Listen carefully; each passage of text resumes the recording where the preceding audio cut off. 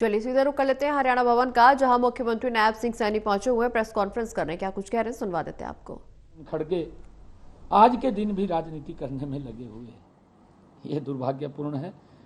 आज के दिन भी झूठ फैलाने में लगे हुए हैं। ये एक इतिहास हमारे सामने है। देश के युवाओं को गुमराह करने में ये कांग्रेस के लोग लगे हुए हैं। आज हमने कारगिल के योद्धाओं को श्रद्धांजलि देते हुए हजारों तस्वीरें अपने सोशल मीडिया के ऊपर हम सब ने देखी हैं, लेकिन एक भी तस्वीर कांग्रेस की तरफ से सोशल मीडिया या कहीं किसी उस जो हमारे शहीद सैनिक हुए हैं उनके किसी भी स्टैचू के ऊपर जाकर के उन्होंने उनको नमन किया हो, दुर्भाग्यपूर्ण है कांग्रेस के लिए।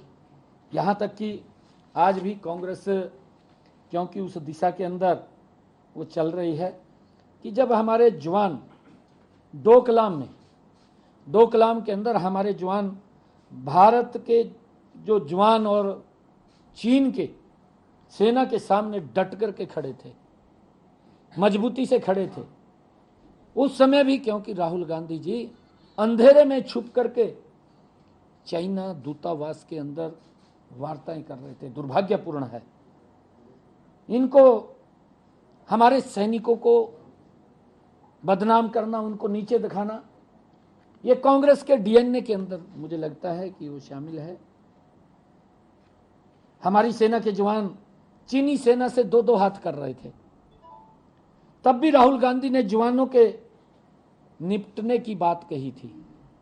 जब एलएसी के ऊपर जब हमारे जवान चाइना के जवानों को खदेड़ने का काम कर रहे थे, उस समय भी राहुल गांधी ने देश के जवानों के पीटने की बात उन्होंने कही थी और मजबूती से हमारे जवान उसके अंदर आकर के चाइना सैनिकों के सामने मुंह तोड़ जवाब देने का काम हमारे सैनिकों ने किया है।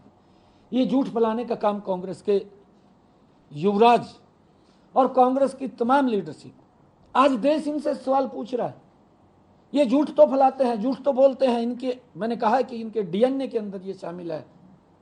कांग्रेस के नेता राफेल के ऊपर झूठ बोले हैं, सुप्रीम कोर्ट में जाकर के माफी मांगनी पड़ी, आपके सामने है। और इन्होंने सीमा पर विकास न करने की अपनी नीति बना रखी थी कि जब इनका कार्यकाल था कांग्रेस का, इन्होंने कोई भी विकास सीमा के ऊपर, सीमा को मजबूत करने के लिए नहीं किया। इनकी जो सोच थी कि वहां पर जिस प्रकार से उसको ढीला छोड़ा जाए, और चाहे वो चाइना है चाहे वो पाकिस्तान है, जिस प्रकार से आतंकवाद और उसकी विस्तारवाद की जो नीति थी, उस नीति को ये लोग उसको पूरा न करते हुए उसको समर्थन देने का ये काम करते रहे हैं अपने समय के अंदर। और मैं ये भी कहना चाहूँगा कि कांग्रेस के यूपीए के शासन में सरकार तो हमारी सेनाओं के लिए बुलेट प्रूफ जैकेटें भी नहीं खरीद पाई। ये हम सबको मालूम है।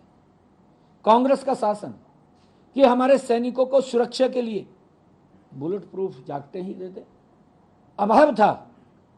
हमारे जो एडवांस तकनीक के हथियार हैं उनका अभाव था। किस प्रकार का इनका शासन तंत्र रहा है।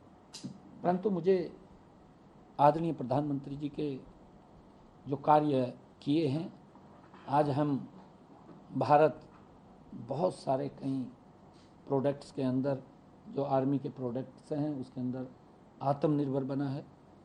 बाहर भी भेजने का काम हमारी सरकार कर रही है। आदरणीय प्रधानमंत्री नरेंद्र मोदी जी, कांग्रेस ने जो गलतियां की हैं उन गलतियों को सुधारने का काम नरेंद्र मोदी जी कर रहे हैं। हमने सर्जिकल स्ट्राइक, एयर स्ट्राइक में देखा है कांग्रेस सेना की वीरता के सबूत मांग रही है। दुर्भाग्यपूर्ण है, आज भी राजनीति कर रहे हैं। और हमने कहा है कि जो अग्निवीर हैं, आदरणीय प्रधानमंत्री जी का एक बड़ा विजन है, परिकल्पना है, और हमने एक भी अग्निवीर वो फ्री ना रहे उसके लिए